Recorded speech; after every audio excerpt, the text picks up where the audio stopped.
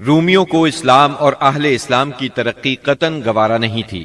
ان کے ہاں رہنے والا کوئی شخص مسلمان ہو جاتا تو اس کی زندگی خطرے میں پڑ جاتی۔ ان کی اس جرت اور بیجا غرور کو ختم کرنے کے لیے رسول اللہ صلی اللہ علیہ وسلم نے صفر 11 ہجری میں ایک بڑے لشکر کی تیاری شروع فرمائی تاکہ وہ روم کی فلسطینی سرزمین کو روند کر رومیوں کو خوفزدہ کر دے اور ان کی حدود پر واقع عرب قبائل کا اعتماد بحال کرے۔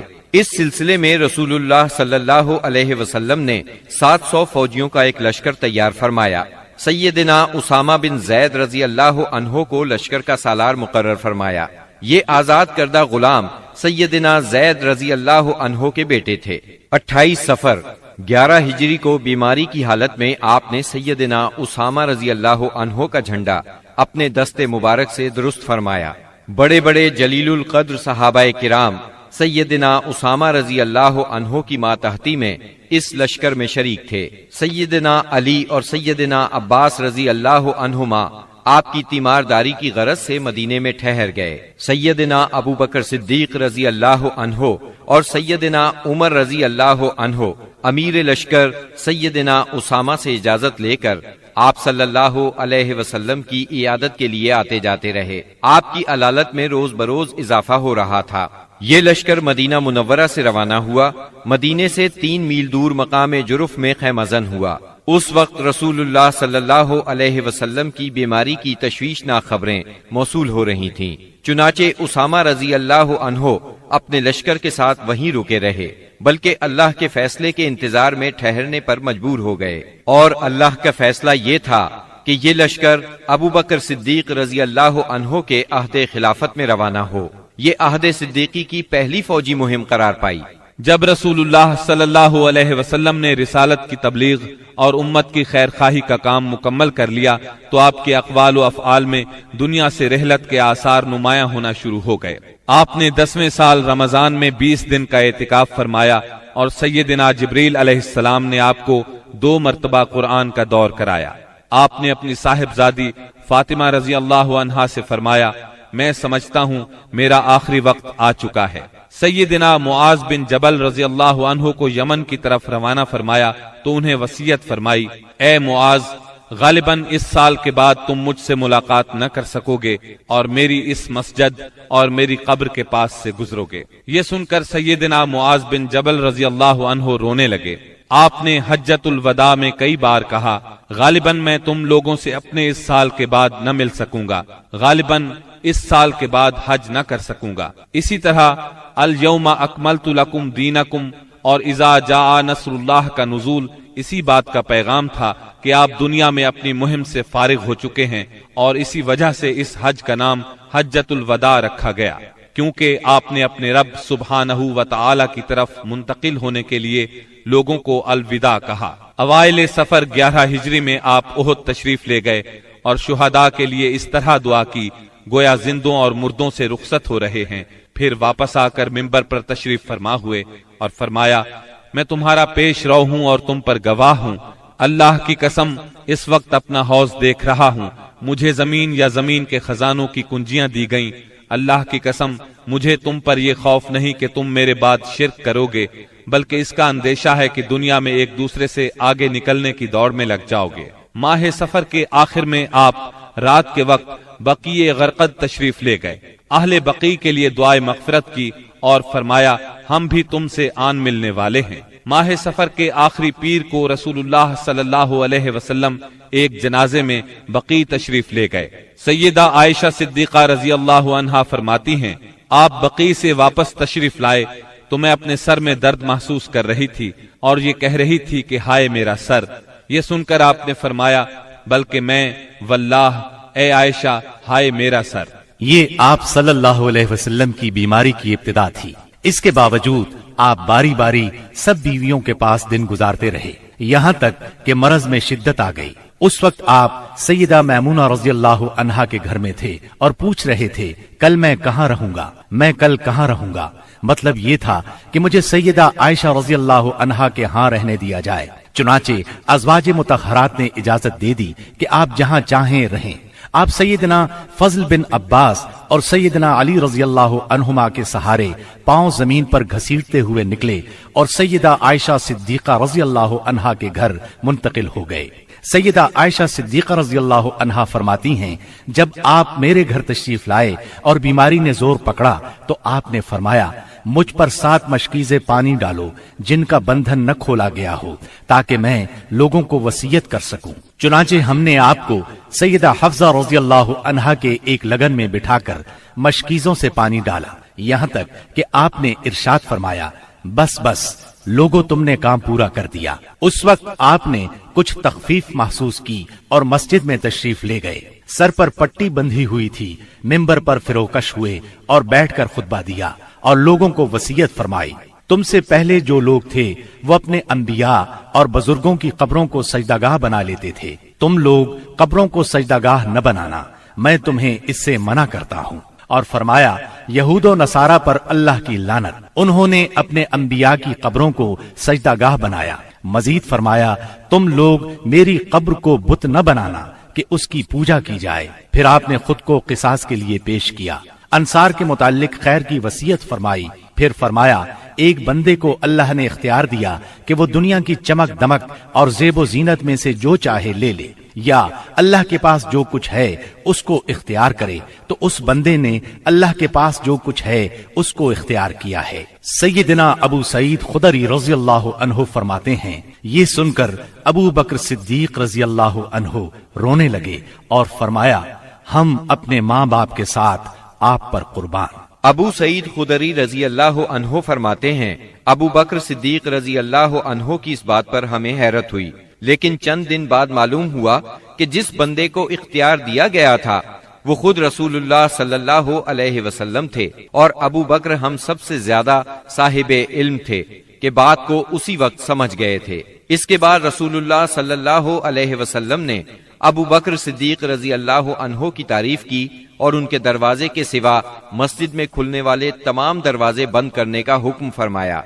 उसी दिन आपने वसीयत की कि यहूदो नसारा और मुशरिकीन को जजीरतुल अरब से निकाल दिया जाए और वफ्द को उसी तरह नवाजा जाए जिस तरह आप नवाजा करते हैं। आपने नमाज, गुलामों और लौंडियों के बारे में भी वसीयत फरमाई और फरमाया, मैं तुम में 2 चीजें छोड़ रहा हूँ, जब तक इन दोनों को मजबूती से थामे रहोगे हरगिज गुमराह नहीं होगे, किताबुल्लाह और मेरी सुन्नत। मरज की शिद्दत के बावजूद आप नमाजें खुद पढ़ाते रहे, लेकिन उस दिन यानी जुमेरात को जब इशा का वक्त हुआ तो आपने लगन में गुस्ल फरमाया ताकि मरज में कमी हो जाए। उठने लगे तो गशी तारी हो गई, फिर इफाका हुआ तो दोबारा गुस्ल फरमाया, फिर उठने लगे तो उस बार भी गशी हो गई, तीसरी बार गुस्ल फरमाया, उठने लगे तो फिर गशी तारी हो गई। आखिर आपने अबू बकर सिद्दीक रजी अल्लाह अन्हु को कहला भेजा कि वो लोगों को नमाज पढ़ाएं। चुनाचे उस वक्त से बकिया अय्याम में अबू बकर सिद्दीक रजी अल्लाह अन्हु ने नमाज पढ़ाई। आपकी हयात मुबारका में अबू बकर सिद्दीक रजी अल्लाह अन्हु ने 17 नमाजें पढ़ाई। हफ्ता या इतवार को रसूलुल्लाह सल्लल्लाहु अलैहि वसल्लम ने कुछ इफाका महसूस फरमाया, चुनाचे 2 आदमियों के सहारे से जोहर की नमाज के लिए तशरीफ ले आए। उस वक्त सैयदना अबू बकर सिद्दीक नमाज पढ़ा रहे थे। आपकी आमद को महसूस करते ही अबू बकर सिद्दीक पीछे हटे, लेकिन आपने इशारे से रोक दिया और फिर अबू बकर सिद्दीक रजी अल्लाह अन्हु के पहलू में बैठकर नमाज पढ़ाई। इस नमाज की सूरत ये थी कि आपको देखकर अबू बकर सिद्दीक और अबू बकर सिद्दीक को देखकर दूसरे लोग नमाज के अरकान अदा करते जाते थे। 12 रबीउल अव्वल पीर के दिन हुजरा मुबारक से आपने पर्दा उठाकर देखा तो सहाबा फजर की नमाज में खुशू और खुजू से मशगूल थे। ये मंजर देखकर आप खुशी से मुस्कुरा दिए। मुसलसल अलालत के बायस कमजोरी बहुत हो गई थी। सैयदा आयशा सिद्दीका रजी अल्लाह अन्हा का सहारा लेकर लेट गए। उसी रोज या इसी हफ्ते में किसी रोज आपने सैयदा फातिमा रजी अल्लाह अन्हा को बुलाया और कुछ सरगोशी की। वो सुनकर रोने लगी, फिर कुछ सरगोशी की तो वो हंसने लगी। सैयदा आयशा ने पूछा तो छुपा गईं, लेकिन नबी सल्लल्लाहु अलैहि वसल्लम की वफात के बाद उन्होंने बताया कि पहली मर्तबा आप सल्लल्लाहु अलैहि वसल्लम ने फरमाया था कि आप अपने इसी मरज से वफात पा जाएंगे। ये सुनकर मैं रोई। फिर आपने फरमाया कि आपके अहलो इयाल में सबसे पहले मैं आपसे मिलूंगी, इसलिए मैं हंसी थी। اور آپ نے انہیں یہ بشارت بھی دی تھی کہ آپ ساری خواتین جنت کی سردار ہیں۔ دن جیسے جیسے چڑھ رہا تھا آپ پر بار بار غشی طاری ہو رہی تھی۔ سیدہ فاطمہ رضی اللہ عنہا یہ دیکھ کر بولی، ہائے میرے باپ کی بے چینی۔ آپ نے ان کے الفاظ سنے تو فرمایا، آج کے بعد تمہارا باپ کبھی بے چین نہیں ہوگا۔ پھر آپ نے حسن اور حسین رضی اللہ عنہما کو چوما، ازواج مطہرات کو بلا کر وعظ و نصیحت فرمائی۔ ادھر لمحہ بلمحہ تکلیف بڑھتی جا رہی تھی اور اس زہر کا اثر بھی ظاہر ہونا شروع ہو گیا تھا جو آپ کو خیبر میں کھلایا گیا تھا۔ چنانچہ آپ اس کی تکلیف شدت سے محسوس کر رہے تھے۔ آپ نے اس حالت میں چہرے پر ایک چادر ڈال رکھی تھی۔ جب سانس پھولنے لگتا تو چادر چہرے سے ہٹا دیتے۔ اس حالت میں بھی آپ نے فرمایا، یہود و نصارہ پر اللہ کی لعنت، انہوں نے اپنے انبیاء کی قبروں کو سجدہ گاہ بنایا۔ مطلب یہ تھا کہ تم ایسے کام نہ کرنا۔ آپ نے ان لمحات میں یہ وصیت بھی فرمائی، سرزمین عرب میں 2 دین باقی نہ رہنے دیے جائیں۔ یہ آخری وصیت تھی جو آپ نے لوگوں کو فرمائی۔ اس کے بعد کئی بار فرمایا، الصلاة الصلاة وما ملكت ایمانکم، نماز نماز اور تمہارے زیر دست لونڈی اور غلام، یعنی ان کا خاص خیال رکھنا۔ پھر نزا کی حالت شروع ہو گئی۔ سیدہ عائشہ رضی اللہ عنہا نے آپ کو اپنے سینے اور گلے کے درمیان سہارا دیا۔ اسی دوران میں ان کے بھائی عبد الرحمن بن ابی بکر آئے۔ ان کے پاس کھجور کی تازہ مسواک تھی۔ رسول اللہ صلی اللہ علیہ وسلم مسواک کی طرف دیکھنے لگے۔ سیدہ عائشہ صدیقہ سمجھ گئیں کہ آپ مسواک کرنا چاہتے ہیں۔ انہوں نے پوچھا، کیا آپ مسواک کرنا چاہتے ہیں؟ آپ نے سر کے اشارے سے ہاں فرمایا۔ چنانچہ انہوں نے مسواک لے کر چبائی، نرم کی اور پھر آپ نے اس کو لے لیا۔ نہایت اچھی طرح مسواک کی۔ آپ کے سامنے پیالے میں پانی تھا۔ آپ پانی میں دونوں ہاتھ ڈال کر چہرہ پونچھتے جاتے تھے اور فرماتے جاتے تھے، لا الہ الا اللہ ان للموت سکرات، اللہ کے سوا کوئی معبود نہیں، بے شک موت کے لیے سختیاں ہیں۔ پھر آپ نے دونوں ہاتھ یا انگلی اٹھائی، نگاہ چھت کی طرف بلند کی، دونوں ہونٹوں پر کچھ حرکت ہوئی۔ سیدہ عائشہ رضی اللہ عنہا نے کان لگایا تو آپ فرما رہے تھے، ان انبیاء، صدیقین، شہداء اور صالحین کے ساتھ جنہیں تو نے انعام سے نوازا، اے اللہ مجھے بخش دے اور مجھ پر رحم فرما اور مجھے رفیق اعلیٰ میں پہنچا دے، اے اللہ رفیق اعلیٰ۔ آخری فقرہ 3 بار دہرایا اور روح پرواز کر گئی، ہاتھ جھک گیا اور آپ رفیق اعلیٰ سے جا ملے۔ یہ پیر کا دن تھا، ربیع الاول کی 12 تاریخ اور ہجرت کا 11واں سال تھا۔ اس وقت نبی صلی اللہ علیہ وسلم کی عمر 63 سال 4 دن ہو چکی تھی۔ انا للہ و انا الیہ راجعون۔ اس سانحۂ عظیم کی خبر آن کی آن میں صحابہ کرام رضی اللہ عنہم میں پھیل گئی۔ دنیا ان پر تاریک ہو گئی۔ قریب تھا کہ وہ اپنے حواس کھو بیٹھتے، کیونکہ کوئی دن اس سے تابناک اور روشن نہیں تھا جس دن آپ مدینہ منورہ تشریف لائے تھے، اور کوئی دن اس دن سے زیادہ تاریک نہیں تھا جس دن آپ نے وفات پائی۔ صحابہ کرام رو رو کر اس طرح آہیں بھر رہے تھے جیسے حاجیوں کا شور برپا ہو۔ دوسری طرف سیدنا عمر رضی اللہ عنہ کی رنج اور غم سے یہ حالت تھی کہ مسجد کے صحن میں کھڑے فرما رہے تھے، رسول اللہ صلی اللہ علیہ وسلم اس وقت تک وفات نہیں پا سکتے جب تک کہ اللہ تعالی منافقین کو فنا نہ کر دے۔ آپ ان لوگوں کو قتل کرنے کی دھمکیاں دے رہے تھے جو یہ کہیں کہ آپ وفات پا گئے ہیں۔ ابو بکر صدیق رضی اللہ عنہ اس وقت وہاں موجود نہیں تھے۔ صبح کی نماز کے بعد جب انہوں نے آپ کے مرض میں کمی محسوس کی تو سخ میں واقع اپنے مکان پر چلے گئے تھے۔ جو ہی انہیں آپ کی وفات کی خبر ملی، فوراً گھوڑے پر سوار ہوئے اور اتر کر مسجد نبوی میں داخل ہوئے۔ لوگوں سے کوئی بات نہ کی، سیدھے عائشہ صدیقہ کے حجرے میں گئے، آپ کے جسد اطہر کی طرف بڑھے۔ آپ کا جسد دھاری دار یمنی چادر سے ڈھکا ہوا تھا۔ انہوں نے چادر چہرہ مبارک سے اٹھائی، پیشانی پر بوسہ دیا، روئے اور فرمایا، میرے ماں باپ آپ پر قربان، اللہ آپ پر 2 موتیں جمع نہیں فرمائے گا۔ جو موت آپ کے لیے لکھ دی گئی تھی وہ آ چکی۔ اس کے بعد سیدنا ابو بکر صدیق رضی اللہ عنہ باہر تشریف لائے اور فرمایا، عمر بیٹھ جاؤ۔ مگر انہوں نے بیٹھنے سے انکار کر دیا، چنانچہ انہیں ان کے حال پر چھوڑ کر ابو بکر صدیق رضی اللہ عنہ منبر کے پاس تشریف لائے اور اس کے بازو میں کھڑے ہو گئے۔ صحابہ کرام بھی سیدنا عمر رضی اللہ عنہ کے پاس سے ہٹ کر ان کے پاس جمع ہو گئے۔ سیدنا ابو بکر صدیق رضی اللہ عنہ نے فرمایا، تم میں سے جو شخص محمد صلی اللہ علیہ وسلم کی پوجا کرتا تھا تو وہ جان لے کہ محمد صلی اللہ علیہ وسلم کی موت واقع ہو چکی ہے، اور تم میں سے جو شخص اللہ کی عبادت کرتا تھا تو یقیناً اللہ ہمیشہ زندہ رہنے والا ہے، کبھی نہیں مرے گا۔ پھر سیدنا ابو بکر صدیق رضی اللہ عنہ نے سورہ آل عمران کی آیت نمبر 144 تلاوت کی۔ محمد نہیں ہیں مگر رسول ہی، ان سے پہلے بھی بہت سے رسول گزر چکے ہیں، تو کیا اگر ان کی موت واقع ہو جائے یا وہ قتل کر دیے جائیں تو تم لوگ اپنی ایڑیوں کے بل پلٹ جاؤ گے؟ اور جو شخص اپنی ایڑیوں کے بل پلٹ جائے تو وہ اللہ کو کچھ نقصان نہیں پہنچا سکتا۔ سیدنا ابن عباس رضی اللہ عنہ ارشاد فرماتے ہیں، اللہ کی قسم ایسا لگتا تھا کہ لوگوں نے اس سے پہلے جانا ہی نہیں تھا کہ اللہ نے یہ آیت نازل فرمائی ہے۔ یہاں تک کہ ابو بکر صدیق رضی اللہ عنہ نے اس آیت کی تلاوت کی تو سارے لوگوں نے ان سے یہ آیت اخذ کی، اور تب ایسا محسوس ہوا کہ ہر کوئی اس آیت کی تلاوت کر رہا ہے۔ خود سیدنا عمر رضی اللہ عنہ کا ارشاد ہے، اللہ کی قسم میں نے جو ہی سیدنا ابو بکر صدیق رضی اللہ عنہ کو یہ آیت تلاوت کرتے سنا تو جان گیا کہ یہ حق ہے، پس میں ٹوٹ کر رہ گیا، یہاں تک کہ میرے پاؤں مجھے اٹھا ہی نہیں رہے تھے، اور میں زمین کی طرف لڑھک گیا، اور میں نے جان لیا کہ واقعی نبی اکرم صلی اللہ علیہ وسلم کی وفات ہو چکی ہے۔ اس آیت کا سننا تھا کہ صحابہ کرام کی آنکھیں کھل گئیں، اور ایسا معلوم ہوا کہ یہ آیت آج ہی اتری ہے۔ ہر صحابی کی زبان پر یہی آیت تھی، اسی کا چرچا تھا۔ نبی کریم صلی اللہ علیہ وسلم کی تجہیز و تکفین کا کام منگل کو شروع ہوا۔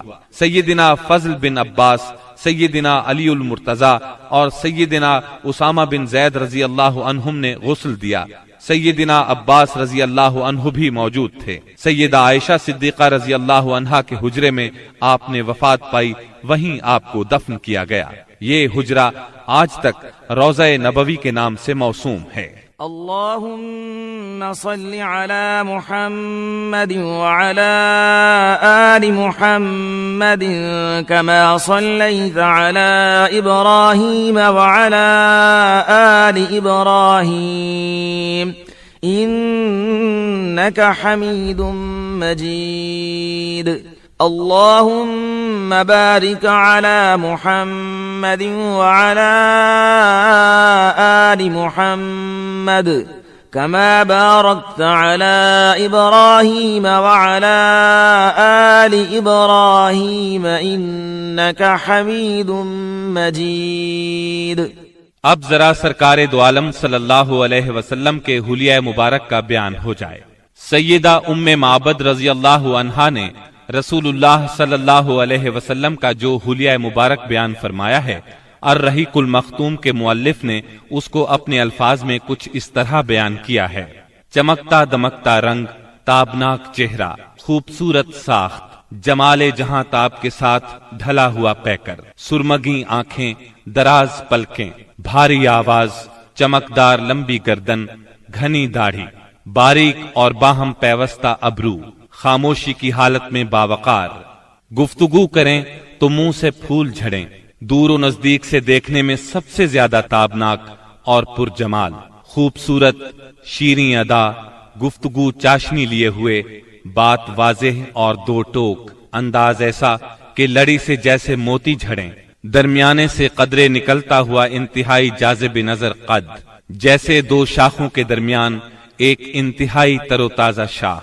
آپ کے رفقا آپ کے گرد حلقہ بنائے ہوئے، کچھ فرمائیں تو توجہ سے سنتے ہیں، کوئی حکم دیں تو لپک کر بجا لائیں، رنگ مبارک نہ بہت سفید نہ گندم گوں، اعضاء متناسب، سینہ کشادہ، کندھوں کے درمیان عام تناسب سے قدرے زیادہ فاصلہ، سر بڑا لیکن متناسب، کشادہ پیشانی جس سے شرافت ٹپکے، بال مبارک سیاہ اور گھنے، قدرے گھنگرالے جو کانوں کی لو تک آتے تھے، بھویں محرابی یعنی آپس میں ملی ہوئی، رخ انور سبک، درازی کی طرف مائل، اس قدر روشن اور چمکدار کے دل میں اتر جائے، بڑی بڑی سیاہ آنکھیں، لمبی پلکیں، خوبصورت ابھری ہوئی ستواں ناک، دانت کشادہ، چمکدار، موتیوں کی مانند، جلد صاف، نرم اور ریشم سے زیادہ ملائم، چہرہ انور پر غور و فکر کے آثار نمایاں، غرض آپ مکے بھر میں سب سے زیادہ حسین تھے، اور آگے بڑھ کر کہتا ہوں آپ دنیا بھر میں سب سے زیادہ خوبصورت تھے۔ سبحان اللہ۔